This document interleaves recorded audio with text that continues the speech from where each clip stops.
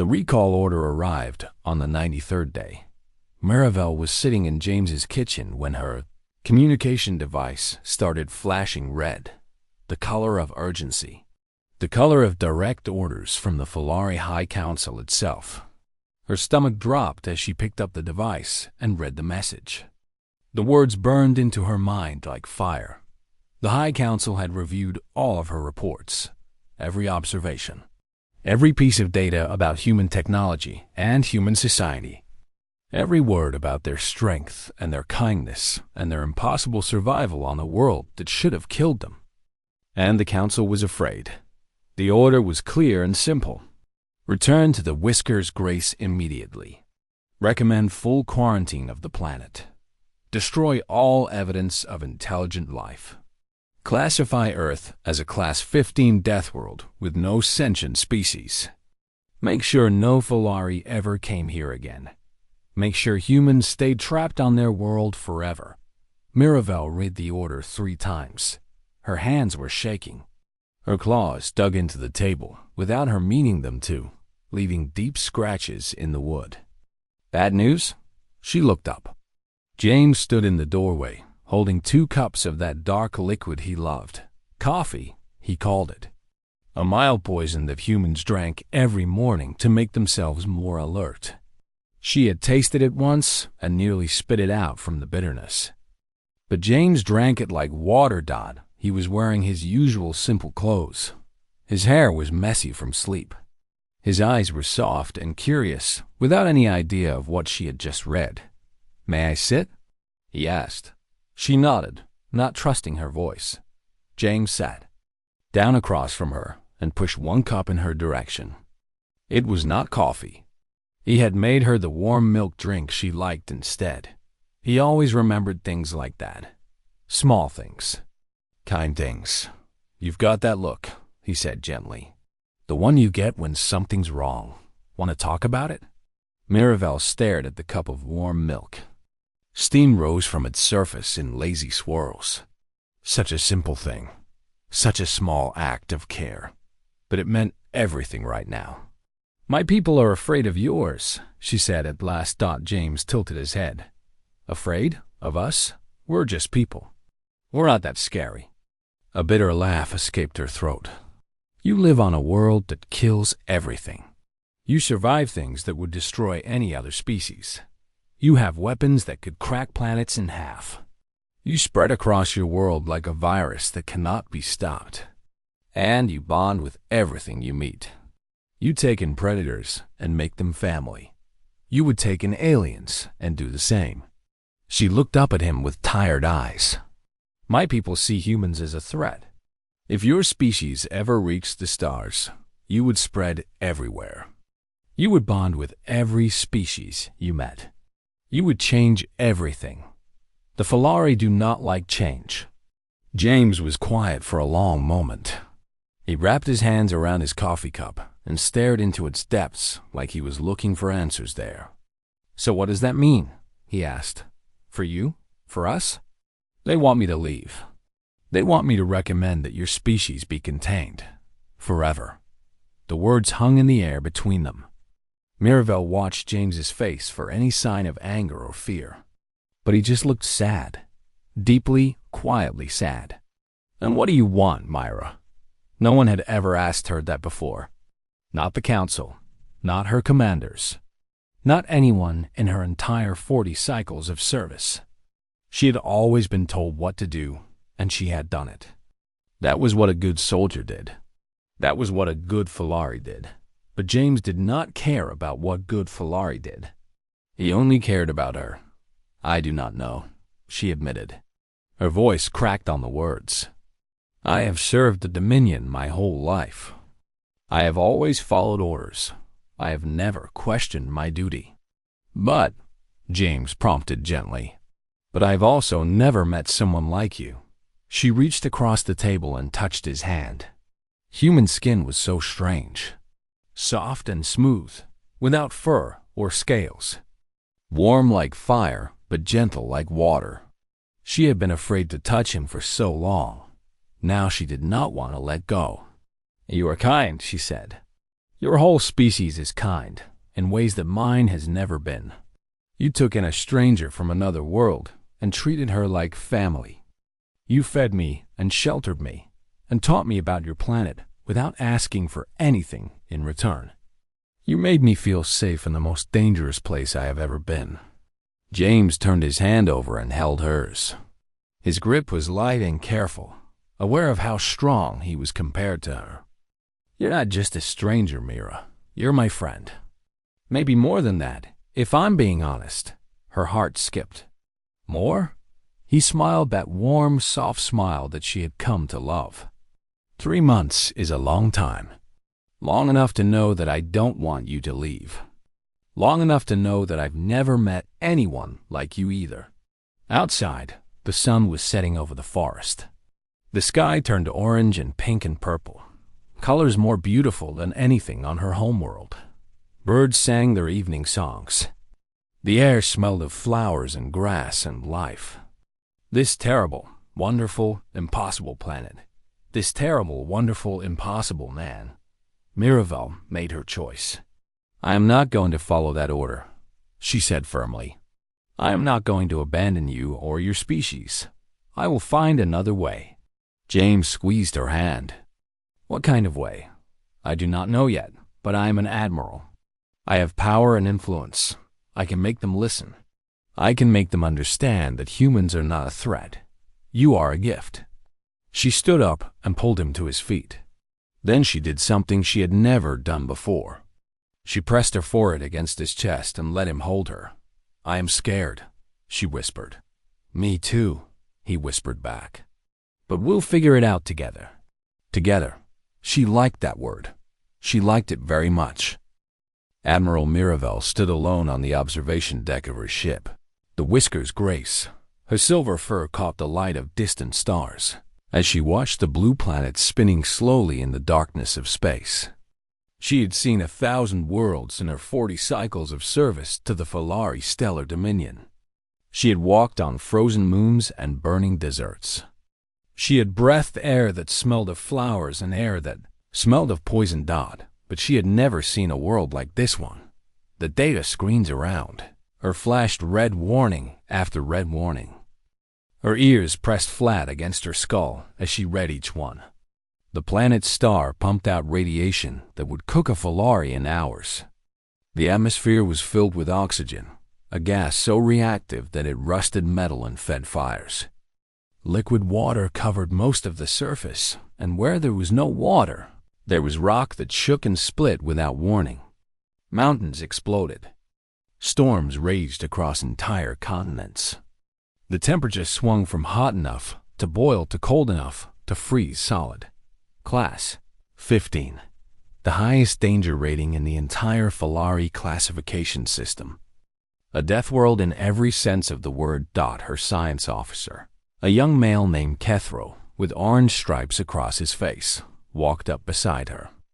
His tail swished nervously as he looked at the same data she was reading. "Admiral," he said, his voice soft and careful. "The scan is complete. I have never seen readings like these. Every single measurement is in the red zone. The gravity alone would make walking difficult for our people. The solar radiation would cause sickness within days. And the native life forms?" He paused and swallowed hard. "There are predators in every environment. In the water, on the land, even in the air. They hunt and kill without rest." Miravel nodded slowly. She had seen the images. Creatures with rows of sharp teeth swimming in the dark oceans. Massive beasts with claws and fangs roaming through forests. Flying things that dove from the sky to snatch prey from the ground. The entire planet was a war zone where every living thing fought to survive. What about intelligent life? She asked, though she already knew the answer. Kethro shook his head. "Impossible, Admiral. No sentient species could develop on a world like this. The conditions are too harsh. Any civilization would be destroyed by natural disasters before it could grow. Earthquakes, volcanic eruptions, massive storms, ice ages. The planet itself seems designed to kill anything that tries to live there. Mirabel turned back to the window. The blue world looked peaceful from up here. Beautiful, even. The white swirls of clouds moved across its surface like gentle brushstrokes on a painting. But she knew better. That beauty hid a violence that would tear apart any Folari foolish enough to set foot there. "Then we mark it and move on," she said. Her voice was firm and final. "Classification: no life. Recommendation: full quarantine. No Folari vessel is to approach within 10,000 units. The planet is too dangerous for any purpose." "Yes, Admiral." Kethro began entering the information into his datapad. "I will file the report immediately." But something made Mirabel hesitate. She was a soldier. She had fought in 3 wars and commanded a fleet of 50 ships. She did not believe in feelings or instincts that could not be measured. Yet something about this world called to her. Some small voice in the back of her mind whispered that she was missing something important. "Wait," she said suddenly. Kethro looked up, surprised. "Admiral, protocol requires a surface probe before final classification. We have not done that yet." The young officer's ears twitched with confusion. "With respect, Admiral, a surface probe seems unnecessary. The data is clear. Nothing intelligent could survive down there." "Protocol is protocol," Mirabel replied firmly. "Launch the probe. Full sensor sweep of the largest landmass. I want to do this properly." Kethro looked like he wanted to argue, but he knew better than to question his admiral twice. He bowed his head and left to carry out the order. Mirabel remained at the window, watching the Deathworld turn. She did not know why she had ordered the probe. The data truly was clear.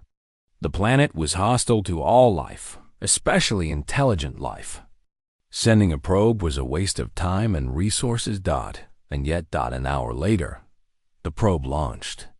It was a small machine, no bigger than a Folari child, packed with sensors and cameras.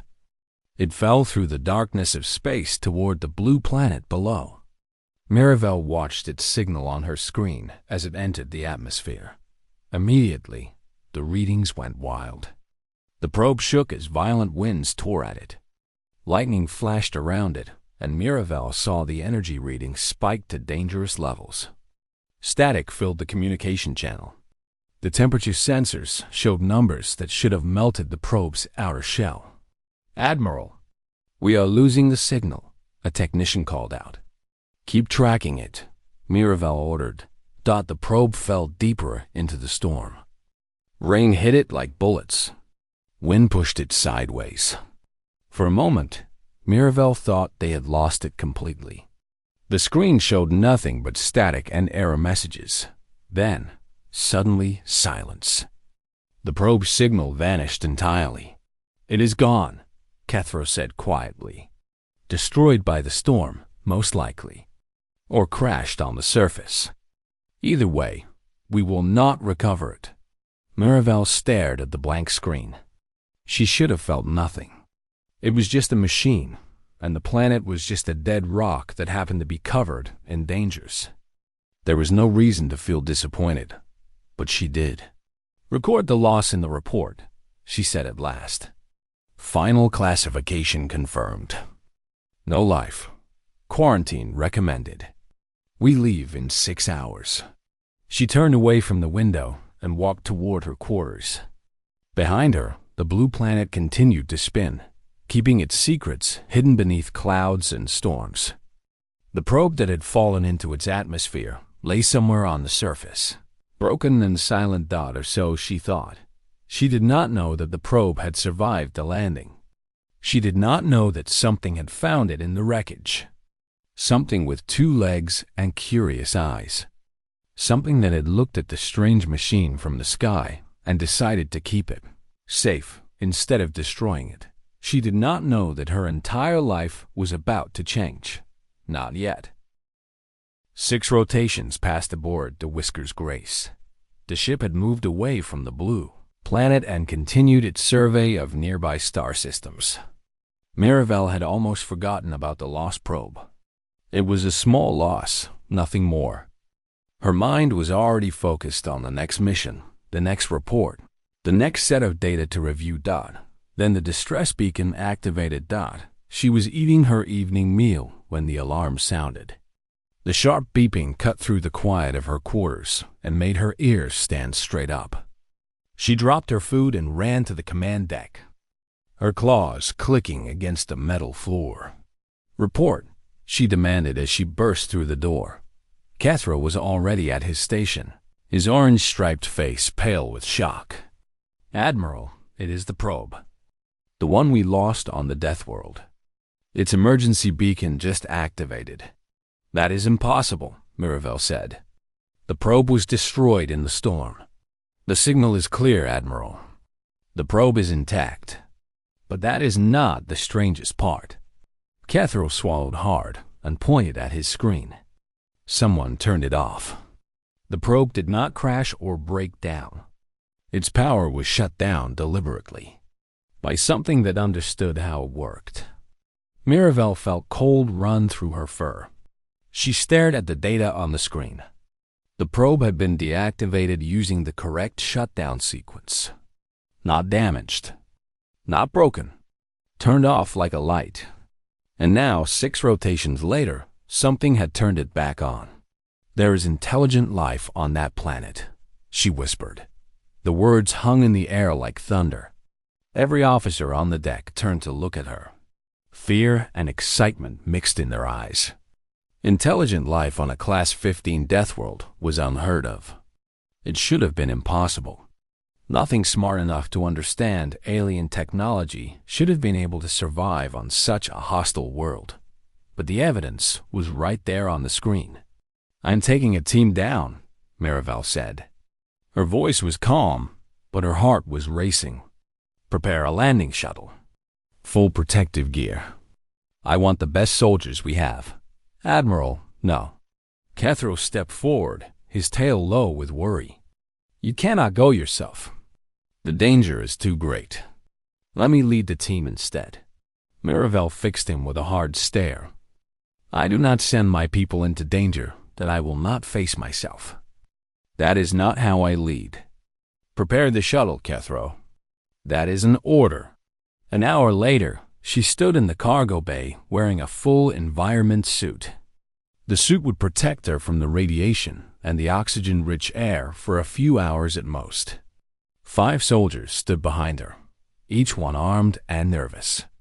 They were the bravest warriors on her ship, but even they looked scared. The shuttle dropped through the clouds and into hell. Mirabelle had thought she understood what a Deathworld meant. She had studied the data and seen the images, but nothing had prepared her for the reality. The gravity pressed down on her chest like a heavy weight. Every breath felt like work. The sun blazed through the shuttle's windows with a brightness that hurt her eyes, even through protective filters, and the planet itself seemed alive with danger. They flew over mountains that touched the clouds and valleys that dropped into darkness. Rivers of liquid water cut through the land like silver knives.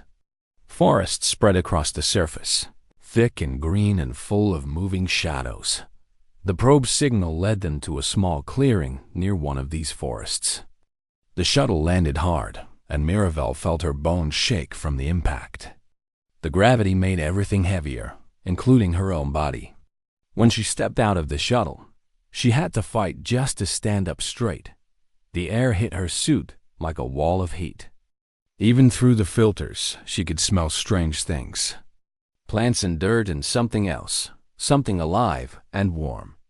The sound of insects filled the air, a constant buzzing that made her ears twitch. "Spread out," she ordered. "Find the probe. Stay alert."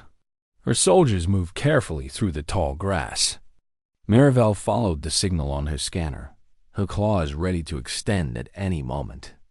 Every shadow looked like a threat. Every rustle in the grass made her jump. Then she saw it. Her probe sat on a flat rock in the middle of the clearing. It was clean and undamaged, placed there like an offering. And standing next to it was a creature unlike anything she had ever seen. It stood on two legs, tall and straight. Its skin was a strange pinkish color, smooth and hairless except for a patch of brown fur on top of its head. It wore simple coverings on its body, and it held no weapons that she could see. Its eyes were forward-facing, like a predator's eyes. Like her own eyes. For a long moment, they stared at each other. Miravel's claws extended without her meaning them to. Her heart pounded so loud she could hear it in her ears. Every instinct screamed at her to run, to fight, to do something. The creature smiled. It opened its mouth and showed its teeth, and Miravel nearly attacked right there. Showing teeth was a threat in every species she knew. But something stopped her. Something in the creature's eyes. They were soft and warm, not hard and hungry. "I think this belongs to you," the creature said. Its voice was deep and rough, but somehow gentle. "Don't worry, I didn't break it. Name's James. You look like you could use some water." Miravel did not understand most of those words, but she understood the tone. It was friendly, welcoming. This creature, this impossible being that lived on a world that should have killed everything, was offering her kindness. She had never been so terrified in her life, and she had never been so curious. 3 lunar cycles passed on the Deathworld that the locals called Earth. Miravel had not planned to stay so long. She had planned to retrieve the probe, study the creature briefly, and return to her ship with a report. But the more she learned about humans, the more she needed to know. Every answer led to 10 new questions. Every discovery made her previous beliefs look foolish. These creatures were impossible. They should not exist. And yet they did. She had sent most of her team back to the Whisker's Grace, keeping only 2 guards for protection. The ship remained in orbit, hidden from human detection systems. Cathro sent worried messages every day, begging her to return. She ignored them. There was too much to learn. James had become her guide to this strange world. He lived in a small dwelling made of wood and stone at the edge of the forest. It was simple but comfortable, filled with soft furniture and bright colors. He had given her a room of her own, cleared out a space where she could sleep and work without being disturbed. At first, she had been too afraid to sleep. The planet's dangers never stopped. Earthquakes shook the ground without warning. Storms rolled across the sky with thunder that made her heart freeze. Strange sounds filled the night. Howls and screams from creatures hunting in the darkness. But James never seemed afraid. "The house has been standing for 60 years, he told her one night when she jumped at the sound of thunder. "A little rain won't knock it down. Trust me." She did not trust him. Not then. But slowly, over many days, she began to understand. Humans were not lucky to survive on this world. They were strong. Stronger than any species Miravel had ever encountered. Their bodies could heal from injuries that would kill a Filari. Broken bones mended themselves. Torn skin grew back together. They could lose blood and survive. They could get sick and recover. They fought death every day of their lives, and they usually won. More than that, they had conquered their world through sheer stubborn refusal to die. James showed her their history on a glowing screen he called a computer. She watched with wide eyes as he explained how humans had tamed fire, that deadly force that burned everything it touched. They had built tools from stone, then metal, then materials she did not recognize. They had crossed oceans in wooden ships. They had flown through the air in metal machines. They had walked on their own moon. "You walked on your moon," she repeated, sure she had misunderstood. "Your species left this planet and walked on another world. Without faster-than-light travel. Without anti-gravity technology." James shrugged like it was nothing special. "We strapped ourselves to a giant explosion and hoped for the best. That's kind of our thing." She stared at him for a long time after that dot. But the thing that shocked her most was not human technology or human strength. It was human hearts. She watched James feed a small creature that lived in his house. It had 4 legs and soft fur and made a rumbling sound when it was happy. James called it a cat, and he treated it like a member of his family. He gave it food and water and soft places to sleep. He spoke to it gently and scratched behind its ears. "This creature," Mirabel said carefully. "It is a predator, yes? I have seen its teeth and claws." "Sure," James agreed. "Cats are hunters. Pretty good ones, too. And you keep it in your home. You feed it and care for it. Why?" James looked at her like she had asked the strangest question in the world. "Because she's my friend. Because she needed someone to look after her. Isn't that enough?" It was not enough for most species in the galaxy. Most species killed predators or avoided them. They did not adopt them. They did not love them. But humans loved everything. They kept predators as pets. They formed bonds with creatures completely different from themselves. They would give food to strangers and shelter to enemies. Their capacity for connection seemed to have no limit. James treated Mirabel the same way he treated his cat. He was gentle with her, patient. He learned which food she could eat without getting sick. He moved slowly when her instincts made her nervous. He never raised his voice or made sudden movements. One night, a terrible storm struck the area. Lightning split the sky in half. Thunder shook the walls. Rain pounded against the windows like fists trying to break through. Mirabel huddled in the corner of her room, her fur standing on end, her heart racing with pure animal terror. Then James knocked on her door. He did not laugh at her fear. He did not tell her to be brave. He simply sat down next to her with 2 cups of warm liquid and waited for the storm to pass.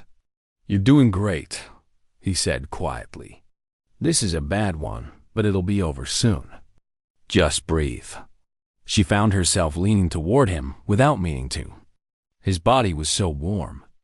Humans ran at temperatures that would mean fever for a Falari. Their blood hot with the energy. That let them chase prey until it collapsed from exhaustion. "Your world is trying to kill me," she whispered. "It's trying to kill all of us," he replied with that strange barking sound that meant laughter. "We just got stubborn about it."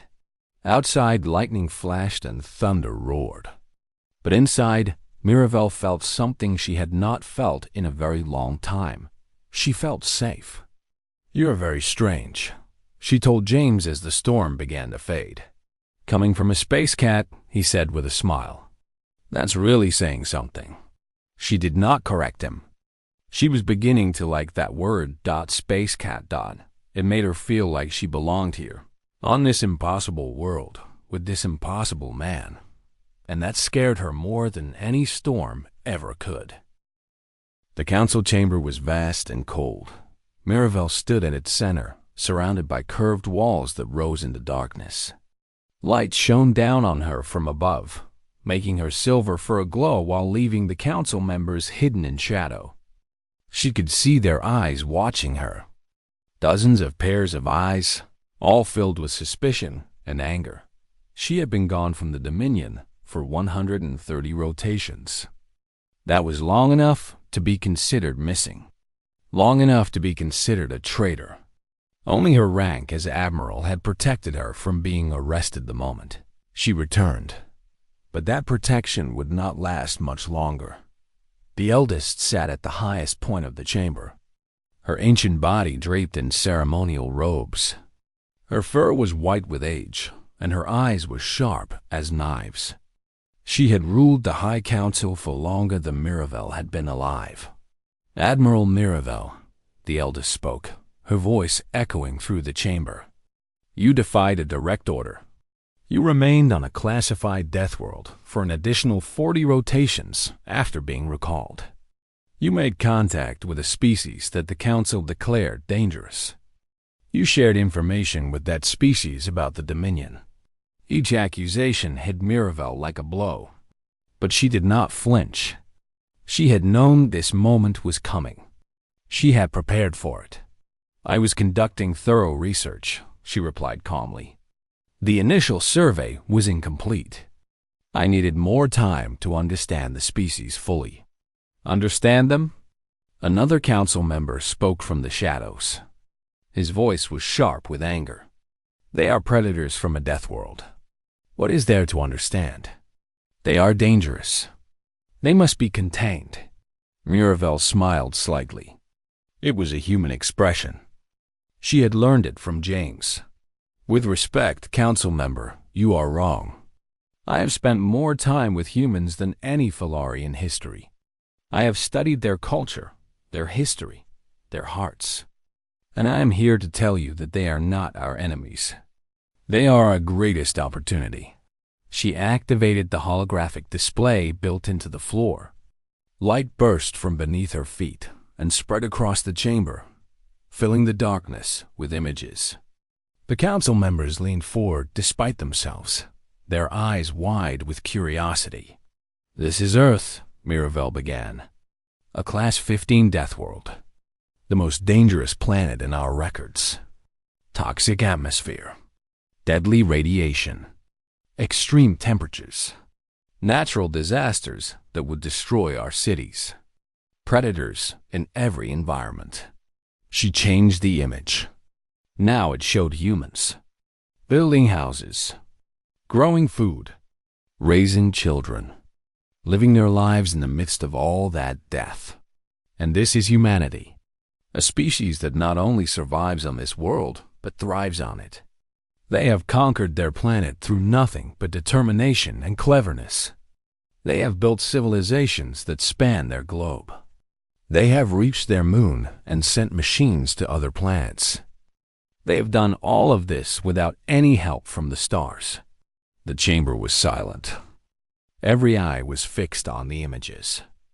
But technology is not what makes humans special. Miravel changed the display again. Now it showed a human rushing into a burning building. Another human giving blood to a stranger. Children feeding stray animals. Old people caring for sick neighbors. This is what makes them special. Their capacity for love. She turned to face the eldest directly. Humans bond with everything they meet. They take in creatures completely different from themselves and treat them as family. They risk their lives for strangers. They give away food and shelter and medicine without expecting anything in return. They have more love in their hearts than any species I have ever encountered. Love? The eldest's voice was cold. Love is weakness. Love is how species are conquered and destroyed. No, Miravel's voice rang out clear and strong. Love is how species are saved. The Dominion has spent 1,000 cycles conquering and controlling. We take what we want and destroy what we fear. We have built an empire on force and fear. And what has it given us? Enemies everywhere. Rebellions on a dozen worlds. Species that hate us and want us gone. She pointed at the image of humans. But look at them. They fight constantly among themselves, yet they also help each other constantly. They are capable of terrible violence and incredible kindness. They are everything we are not. And that is exactly why we need them. The council members whispered among themselves. Miravel could hear doubt in their voices. She had cracked their certainty. Now she needed to break it completely. I lived among humans for 130 rotations. I ate their food and slept in their homes and learned their language. And in all that time, they never threatened me. They never tried to use me. They simply accepted me as one of their own. Her voice softened as she remembered James, his warm smile, his gentle hands, the way he always remembered which foods she liked, the way he held her during storms. One human in particular showed me what his species is capable of. He found our probe and kept it safe instead of destroying it. He welcomed me into his home without knowing if I was dangerous. He taught me about his world and asked for nothing in return. He made me feel safe in the most dangerous place in the galaxy. She looked up at the eldest. That human won my heart. And if one human can do that to a Falari admiral, imagine what their entire species could do for the Dominion. The chamber exploded with noise. Council members shouted at each other. Some called her a traitor. Others demanded to hear more. The chaos went on for several minutes before the eldest raised her hand for silence. "You are asking us to trust a species we have never met," the eldest said slowly. "To accept predators from a Deathworld as allies. To change everything we believe about the galaxy." "Yes," Miravel said simply. "I am. And what is your professional recommendation, Admiral?" Miravel stood tall. She thought of James, waiting for her on that blue planet. Waiting to hear if his species would be welcomed or feared. Waiting to know if they would ever get to be together again. "Full diplomatic contact," she said firmly. "Immediately. And I will serve as permanent ambassador. Effective now. More shouting. More chaos. Threats of court-martial. Demands for her arrest." Miravel did not care. She had made her choice. She had found something worth fighting for. Someone worth fighting for. And if the galaxy was not ready for humanity, she would make sure they got ready. Because humans were too stubborn to die. Too loving to leave alone. Too warm to resist. And one human in particular had taught her what it meant to truly live.